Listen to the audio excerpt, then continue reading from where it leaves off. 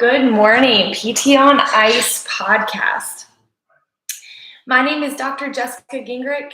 I am a teaching assistant in the pregnant and postpartum division here at ICE.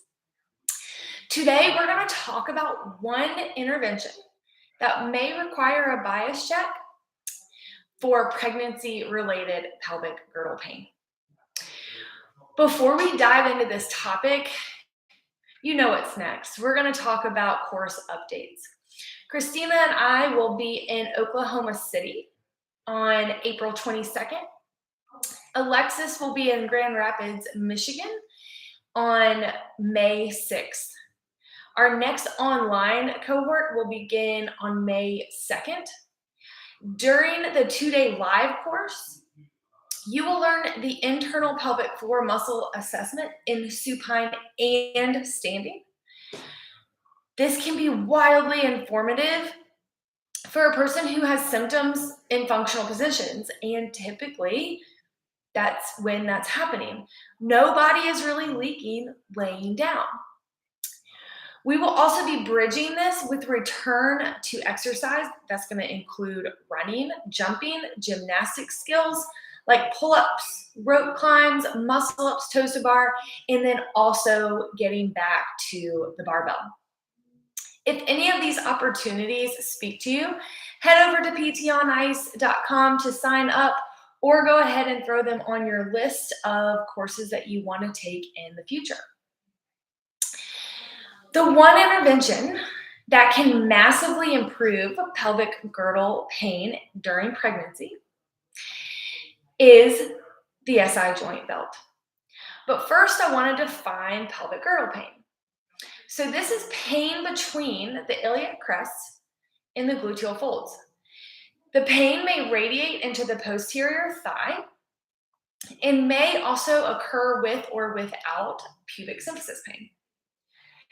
Pain patterns may include unilateral SI joint pain, bilateral SI joint pain, pubic symphysis pain only, or pain in all of those locations. We must be mindful in our assessment skills as this region encompasses a lot of tissue. Within pelvic girdle pain definition, we have the lower segments of the lumbar spine. We have bilateral SI joints, coccyx, posterior and lateral extra-articular hip tissue, and the posterior hip joint. This means the clinical picture can look massively different patient to patient. This has also been made it difficult to study because they were unable to pinpoint each location of pain. The subjective portion of the exam will likely include difficulty or painful single-sided movements. This could include things like getting into and out of the bed or the car, putting on underwear or pants, tennis shoes, socks, climbing stairs. And then on a more or a less irritability standpoint, it may be like box step-ups, sumo deadlifts, lunges, or Bulgarian split squats. It is important to know that ruling out the hip and lumbar spine and centralization is key. We have a clinical practice guideline that came out in 2017 that helps direct our interventions based on our assessment. The clinical practice guideline shows us 3 main interventions. These include a support belt like the SI joint belt that I talked about above, manual therapy, and exercise. Now that's all very broad, but we are going to dive into the support belt. So this may be a massive bias check for us. I know it certainly was for me. I want my hands and my exercises to get someone better. However, utilizing the support belt can allow someone with posterior or anterior pelvic girdle pain to exercise, to run errands, to clean the house, to work on their feet 8 hours a day, and so much more. There's just two things to note. A, when do we use the SI joint belt? So when we have a positive active straight leg raise test, this may be indicative of using the SI joint belt. The second thing is, how do we communicate this? So if we put the SI joint belt or support belt on someone and their symptoms get better because we use a test, treat, retest model, how do we communicate that with them? We need to do this without using provocative language. So we need to elaborate on this. When we put a support belt around the iliac crest and below the pregnant belly, if there is one, we need to understand that we are not cinching together the bones like we are wrapping them in duct tape. What we are doing is we are increasing the force transfer of the adductors.